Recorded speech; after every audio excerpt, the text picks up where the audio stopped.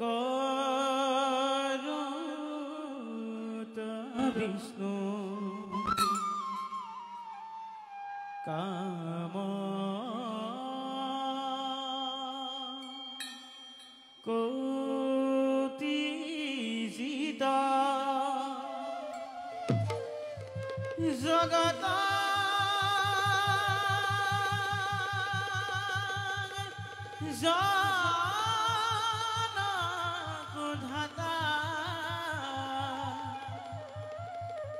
সাধু বান্ধব সাধু বান্ধব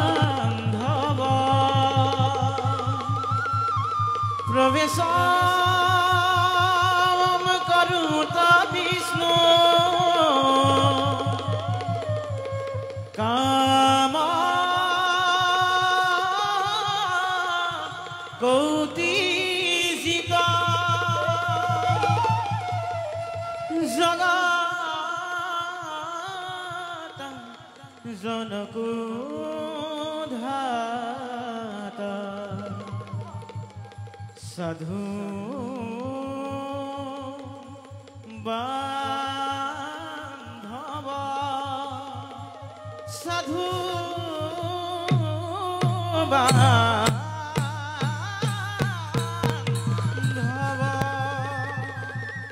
প্রবেশ রাখি একটা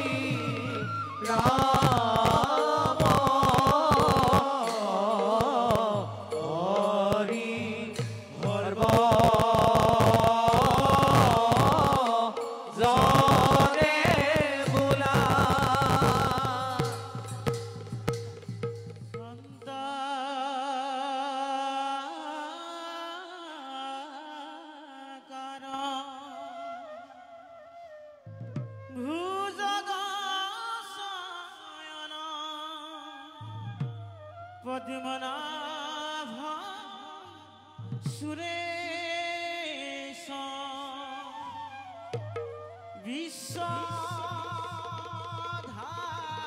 विश्वधारं गगन सदृश मेघवर्णेन शुभंगं लक्ष्मीकान्त कमलनयन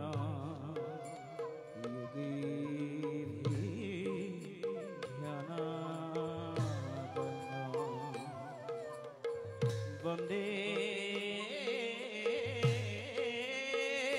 विष्णु भवभयहरण सर्वलोकैकनाथ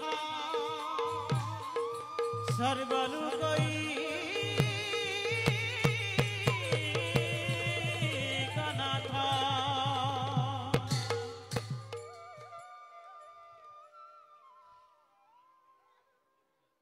परम प्रभु अनादि निरंजनर इच्छात आमी जीव जगतर पालनर गभीर दायित्व करिछु ग्रहण आमार करुणाते এই বিনন্দিয়া সৃষ্টি आमार लीला क्षेत्र समस्त जगत এই জীৱ জগতৰ দুষ্টক দমন ভক্ত সকলৰ পৰিত্ৰাণৰ উদ্দেশ্যে নানা ৰূপে নানা ভাৱে আমি যুগে যুগে হওঁ অৱতাৰ আমি জগতৰ গৰাকী আমি বিষ্ণু ईश्वर परम विष्णु सच्चिदानंद विग्रह अनादि आदि गोविंद सर्वकारण कारण सर्वकारण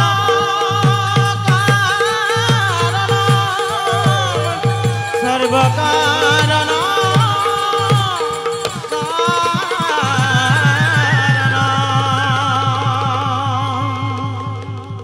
ओ हरि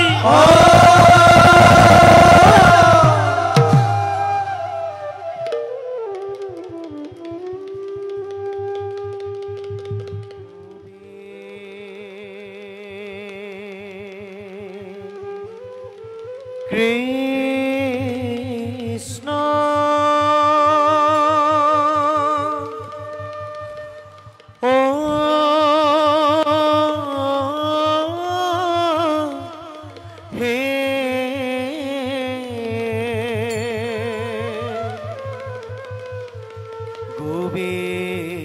Govind Krishna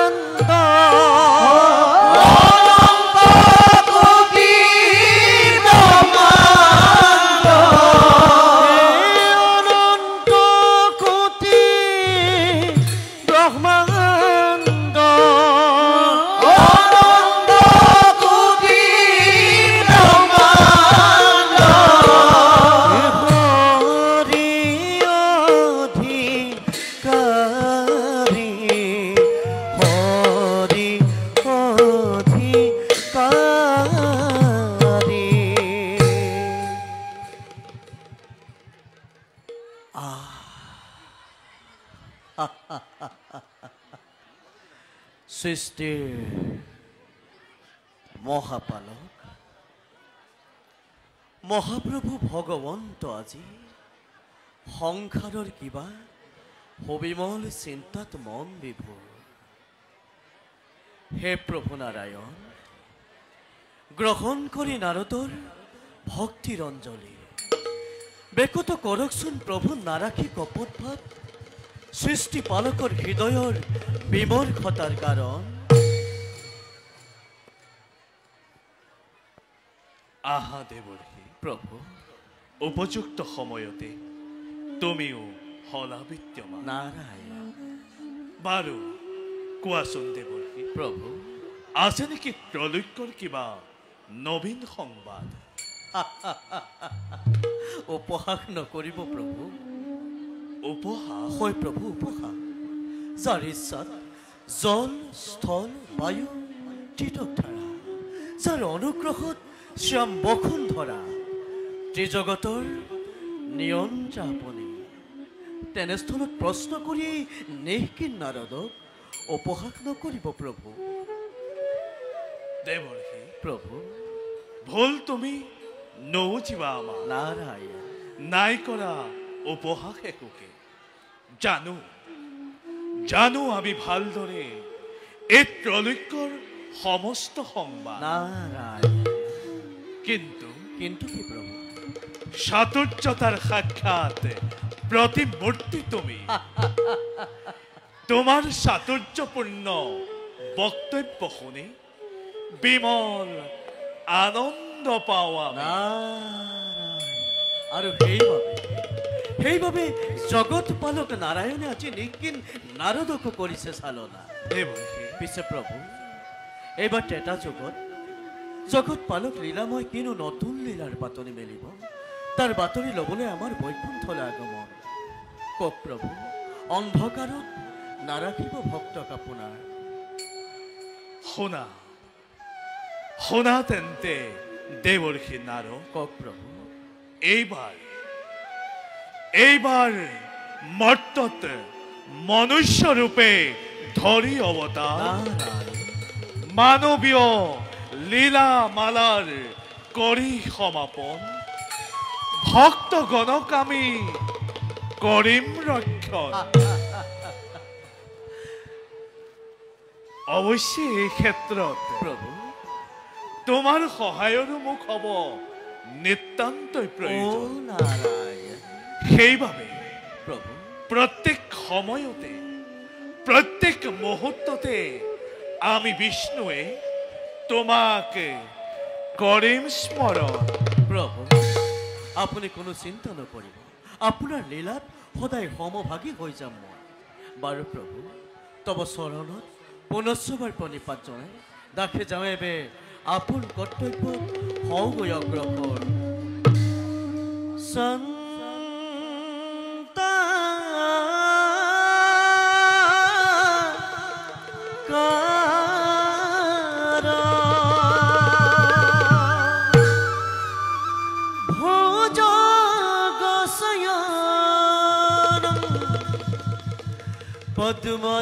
পদ্মনাভম সুরেশ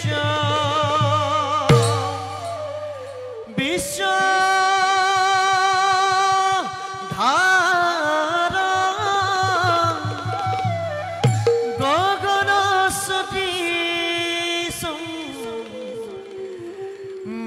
सुवर्ण शुभंग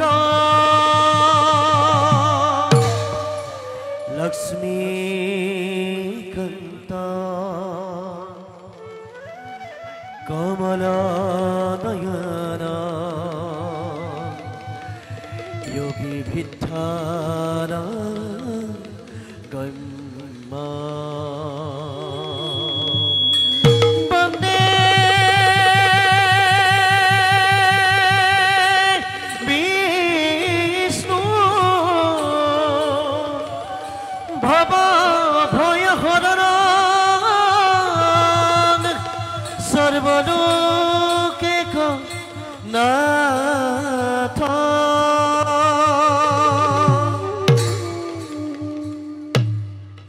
स्मरण मात्रके जेहेतु दुर्घर ए संसार दुख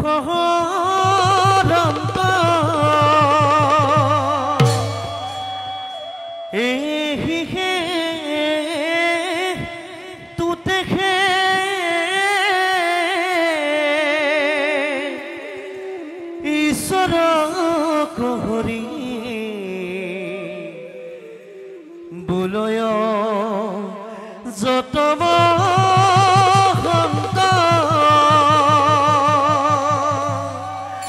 प्रभु भगवंत अनंत ईश्वर प्रपन जनतार তুমি প্রিয়তম পরম দেবতা জানিয়া লইলু ঘৰৰ জানিয়া লইলু ঘৰৰ জানিয়া লইলু ঘৰৰ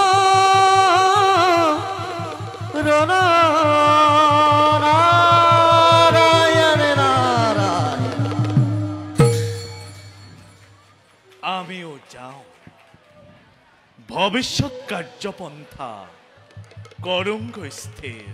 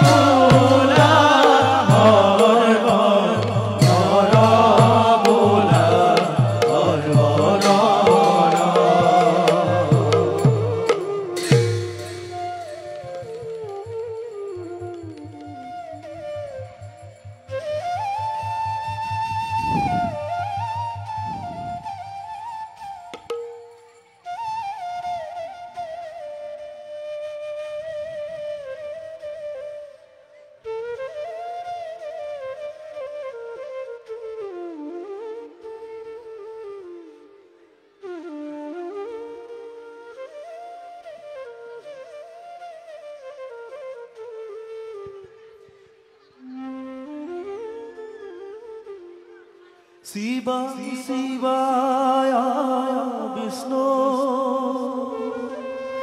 রূপা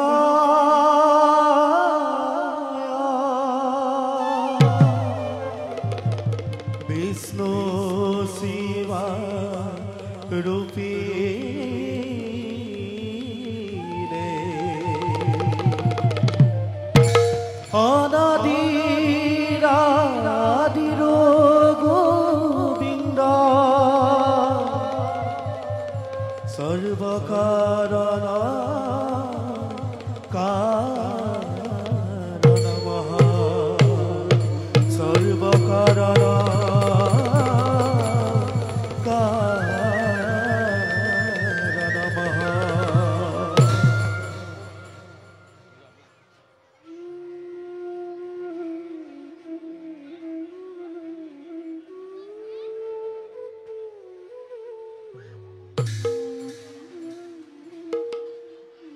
দিব্য শুভ্র জ্যোতিরে জ্যোতিষ্মান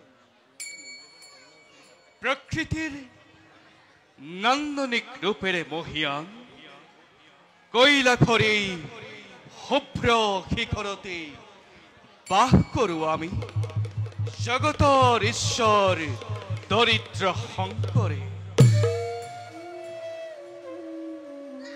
পৰম ব্ৰহ্মই আমাক কৰিছে সৃজন জীৱ সংহাৰৰ ক্ষেত্ৰত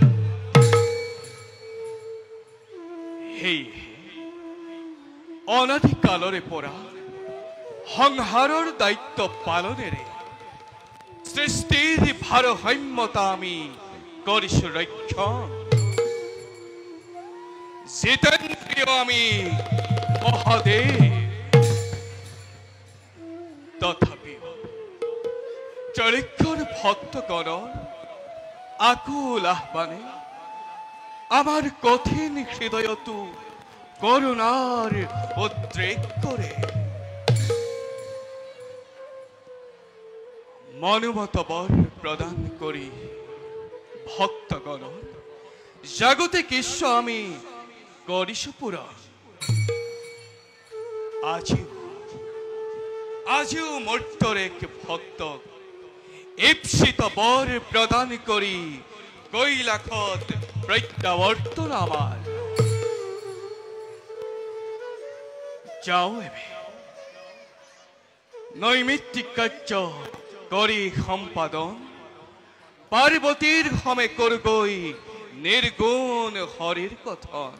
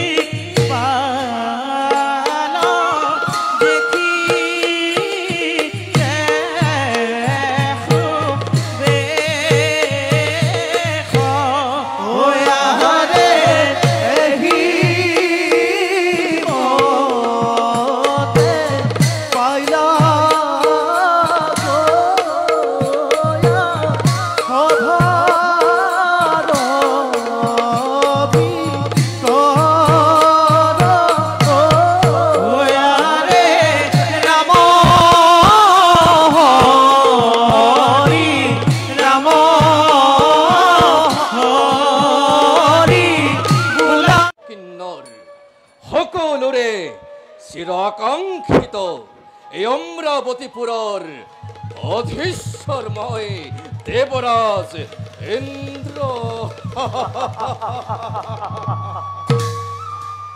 ৩৩ কোটি দেবতায় যার আদেশ পালন করিবলৈ সদা হস্তম মই সেই দেব পুরন্দর কোৱা কোৱা দিকপাল দেবৰাজ আজ মোতকৈ সুখী মোতকৈ সমৃদ্ধিশালী আছে জানো কোনোজনেই ব্ৰহ্মাদেৱৰ সৃষ্টিত নাই দেবৰাজ আৰু সেইবাবেই দেতি আৰু দনুৰ সন্তান সেই দৈত্য দানৱসকলে বাৰে বাৰে আক্ৰমী স্বৰ্গপুৰ ব্যাহত কৰিছে দেৱতাৰ শান্তিত দেবৰাজ সেইবাবে দিকপাল দেবৰাজ সদম হস্তম থাকিব দৈত্য আৰু দানৱৰ বাবে দেবৰাজ তাৰ বাবে নিশ্চিন্তে থাকক আপুনি জানো আমি ভালদৰে কৰ্তব্য আমাৰ লাগে মাথো আপোনাৰ আদেশ সত্যক মুহূৰ্ততে কৰিম নিশেষ সুন্দৰ সুন্দৰ দিকপাল শুনি সুখী হলো মই তোমাৰ অস্বাক্ষিত বাণীত দিকপাল দেবৰাজ অমৰাৱতীৰ চতুৰ্দিশে সদা সৰ্বদা সতৰ্ক দৃষ্টি ৰাখিব তুমি চাবা যাতে শত্ৰু আক্ৰমণৰ বাবে নাথাকে কতো একো ছিদ্ৰ কাৰণ শত্ৰু অতিকে চতুৰ বলা দিকপাল দেবৰাজ যাওঁ এবে নৰ্তকীগণৰ কাষে উপভোগ কৰি তেওঁলোকৰ মনোৰম নৃত্য গীত ৰাজ কাৰ্যৰ অৱসাদ দূৰ কৰো আমি বলক দেবৰাজ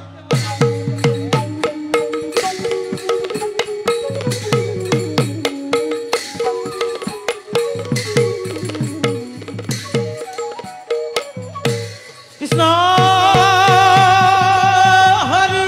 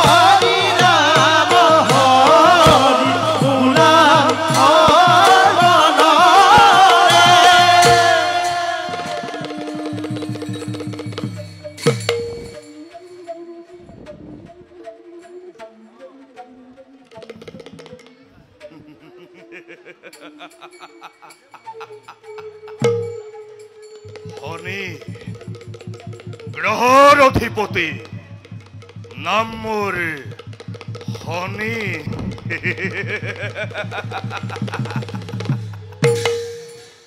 মোৰ এক কটাক্ষতে ভস্মীভূত হ'ব পাৰে সমগ্ৰ বিশ্ব এটি পলকতে যতেই দৃষ্টি মোৰ তাতেই প্ৰলয়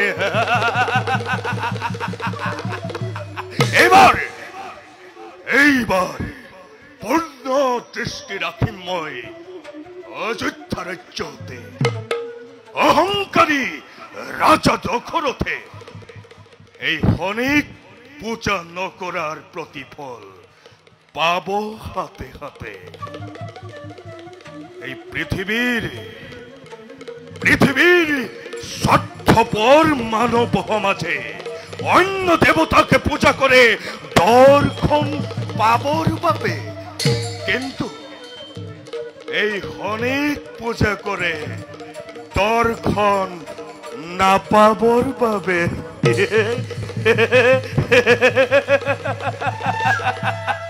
কাৰণ য'তেই দৃষ্টি মোৰ তাতেই প্ৰলয় প্ৰলয়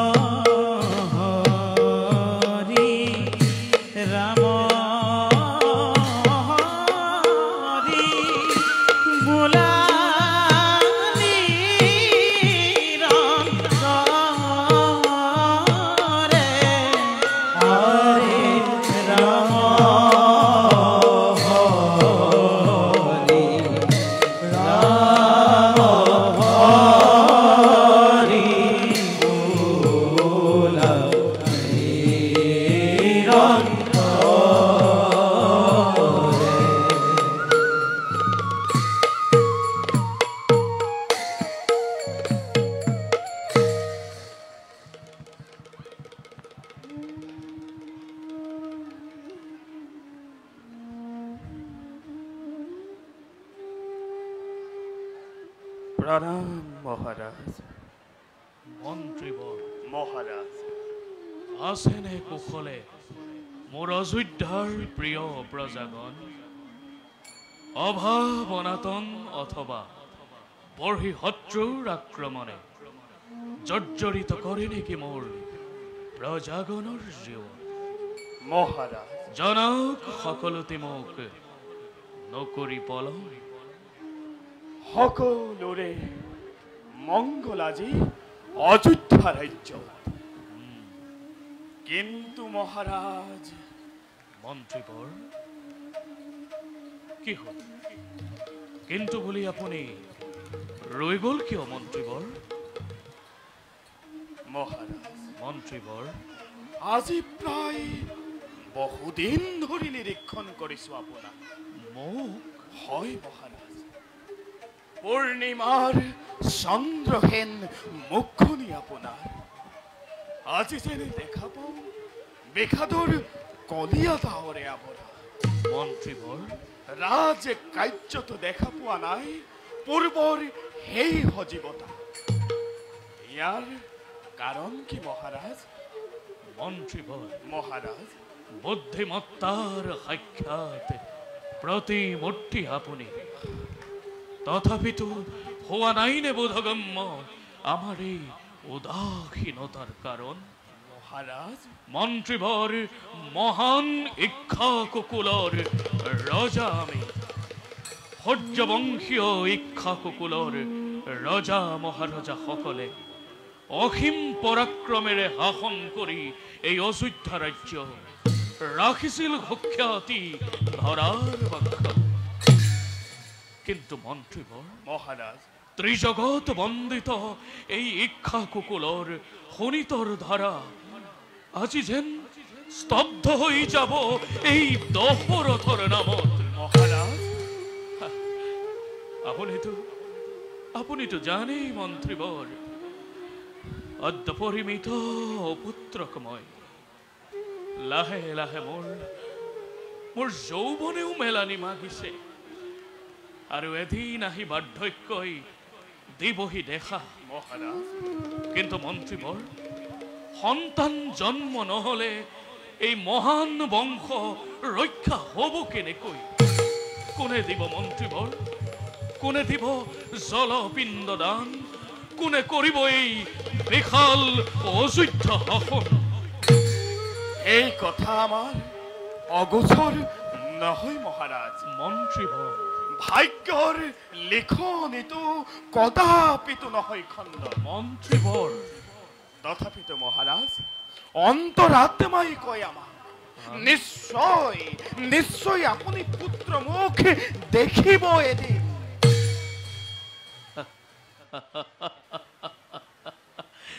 নিশ্চয় পুত্ৰৰ মুখ দেখিম এদিন। হয় মহাৰাজ, কিন্তু কিন্তু সেই দিনটো কেতিয়াকৈ আহিব মন্ত্ৰীবৰ? আহিব মহাৰাজ, নিশ্চয় আহিব। কেতিয়াকৈ আহিব? আহিব মহাৰাজ। আপুনি জানে মন্ত্ৰীবৰ, মহাৰাজ, এই কথাবোৰ ভাবি ভাবি মই কেতিয়াবা বৰ অস্থিৰ হৈ পৰো মন্ত্ৰীবৰ। মই বৰ অস্থিৰ হৈ পৰো। এই কথাবোৰ ভাবি ভাবি মই যে কিমান নিদ্ৰাবিহীন ৰজনী যাপন কৰিছো, মই আপোনাক কেনেকৈ বুজাম মন্ত্ৰীবৰ? বুজো মই আপোনাৰ অন্তৰৰ মনোবেদনা, মন্ত্ৰীবৰ, বুজি পাওঁ উদ্বেগৰ কাৰণ। কিন্তু মহাৰাজ, সদ্যহতে আপুনি সন্তানৰ চিন্তা পৰিহাৰ কৰি চিন্তা কৰক অযোধ্যাৰ শত শত প্ৰজাগণৰ কথা। মন্ত্ৰীবৰ, হয় মহাৰাজ।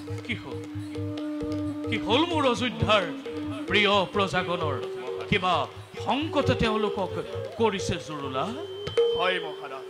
মন্ত্ৰীবৰ, সুজলা সুফলা শস্য শ্যামলা অযোধ্যা আজি মৰুভূমিত পৰিণত হবলৈ বেছি দিন নাই মহাৰাজ। মন্ত্ৰীবৰ, পঞ্চবৰ্ষে অনাবৃষ্টিৰ বাবেই অযোধ্যাৰ বিশেষকৈ দক্ষিণ প্ৰান্তত প্ৰজাগণে অন্নৰ অভাৱত ৰাজ্য ত্যাগ কৰিবলৈ কৰিছে আৰম্ভ। মন্ত্ৰীবৰ, ইয়াৰ এটা ব্যৱস্থা কৰক মহাৰাজ, ইয়াৰ এটা ব্যৱস্থা কৰক।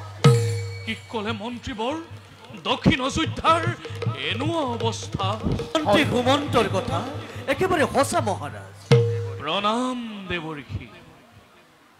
ৰাজন, প্ৰজাগণৰ কথাটো দূৰৰে কথা, আজি অযোধ্যাৰ দক্ষিণ প্ৰান্তত শুনিবলৈ নোপোৱা তুমি পশু পক্ষীৰ মাত। সকলোৱে কেৱল তোমাক ৰাজন, তোমাক ধিক্কাৰ দি অযোধ্যা ত্যাগ কৰিছে চিৰদিনলৈ। ইয়াৰ কিবা এটা সুব্যৱস্থা কৰা সূৰ্যবংশী ৰাজা দশৰথ, নহলে কিন্তু অযোধ্যা নামৰ শ্মশানৰ হে গৰাকী হবা তুমি। দেৱঋষি, ৰাজন, কি কলে? জন্মভূমি ত্যাগ কৰি মোৰ অযোধ্যাৰ প্ৰিয় প্ৰজাগণে, ত্যাগ কৰি পশু পক্ষীগণে ধিক্কাৰ দিছে এই ৰজা দশৰথক। হয় ৰাজন, এয়া মই কি কাৰ্য কৰিছো? মত্ত হৈ বিষয়ৰ ভোগ বিলাসত, উদ্বিগ্ন হৈ সন্তানৰ চিন্তাত নিজৰ সন্তান সদৃশ প্ৰিয় প্ৰজাগণক মই কৰিছো অৱহেলা। নহয় দেৱঋষি, ইয়াৰ নিশ্চয় মই কৰিম প্ৰতিকাৰ। দেৱঋষি, মন্ত্ৰীবৰ, ত্ৰিকালজ্ঞ আপুনি কৃপা কৰি কওক, কিয় বাৰু বৃষ্টিপাত হোৱা নাই আমাৰ অযোধ্যা ৰাজ্যত? ইন্দ্ৰৰ অধীন মেঘগণে কিবা সেইটো বৃষ্টিপাত কৰা নাই, তাক নুবুজিলো। দেৱঋষি, শুনা ৰাজন, দিওঁ তোমাক মই এটি হিত উপদেশ। কওক কওক দেৱঋষি। প্ৰথমতে পৰিভ্ৰমণ কৰি তুমি অযোধ্যাৰ দক্ষিণ প্ৰান্তত দক্ষিণ প্ৰান্ত ৰাজ সাহায্য প্ৰদান কৰা ভোকাতুৰ প্ৰজাগণৰ মাজত, নিশ্চয় তাৰ পাছত গমন কৰি অমৰাৱতীপুৰে সোধাগৈ দেবেন্দ্ৰ ক্যাৰ কাৰণ। আৰু ৰাজন আছে তোমাৰ দুবাহুত অসীম শক্তি। নিশ্চয় দেৱঋষি। প্ৰয়োজন হলে সন্মুখ সমৰে পৰাজিত কৰি দেৱৰাজ ইন্দ্ৰক বৃষ্টিপাত কৰা তুমি অযোধ্যা ৰাজ্য। উত্তম উত্তম দেৱঋষি। নাৰায়ণ আপোনাৰ বাক্য শিৰোগত কৰি প্ৰথমতে যাম মই প্ৰজাৰ মাজত, প্ৰদান কৰি অন্ন বস্ত্ৰ মোৰ ৰাজ ভঁৰালৰ পৰা ৰাজন প্ৰজাগণৰ মই ৰাখিম জীৱন। নাৰায়ণ আৰু তাৰ পাছত মই চাম ভালদৰে কিবা দৰে বৃষ্টিপাত নকৰে দেৱতাই অযোধ্যা ৰাজ্যত। দেৱঋষি দুবাহুত আছে মোৰ অপাৰ শক্তি। নাৰায়ণ প্ৰলয়ৰ ধুমুহা বোৱাই অমৰাৱতীপুৰে বাধ্য কৰিম দেৱতাক মই বৃষ্টিপাতৰ হেতু। হে দেৱঋষি, ৰাজন কৃপা কৰি মোৰালে দাসক কৰ্তব্য নিজৰ। অযোধ্যাৰ ৰজা প্ৰজা সবাৰে হৈ আপোনাৰ চৰণত জনাইছো শত প্ৰণিপাত। সর্বমঙ্গল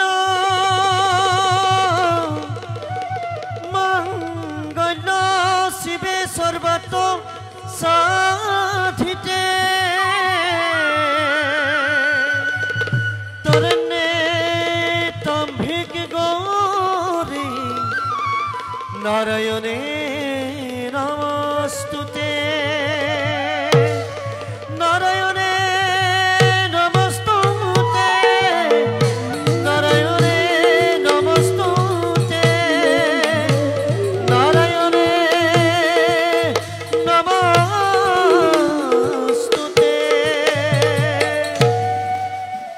কল্যাণমস্তু। রাজলক্ষ্মী পুনর্বাস করকে অযোধ্যা রাজ্য। দেৱঋষি বাৰু ৰাজন কওক মন্ত্ৰীবৰ, দেৱঋষি আমি এতিয়া বিদায়হে মাগিছো। ভাল নাৰায়ণ নাৰায়ণ। মন্ত্ৰীভৰ মহাৰাজ শুনিলে নহয় দেৱঋষি নাৰদৰ বচন। গতিকে এতিয়া বলক যাত্ৰা কৰো আমি অযোধ্যাৰ দক্ষিণ দিশলৈ। বলক মহাৰাজ।